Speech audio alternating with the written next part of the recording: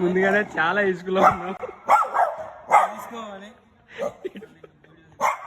పులి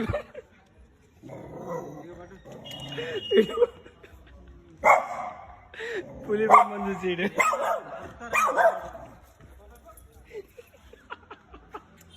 అక్కడ పులి బొమ్మను చూసారా? ఆ పులి బొమ్మను చూసి వాడు గౌతుండు. ఏం చెప్పాలి ఈ బగ్గిగా అంత ఇలా ఉందన్నమాట. ఎందుకు కథ ముందుగానే పిచ్చ కోపంలో ఉన్నాం. వీళ్ళు ఇది ఓఎన్జీసీ అంట, ఇది గుడి. వీళ్ళకు Aadhaar card, ration card, driving licence, PAN card అన్నీ కావాలంట.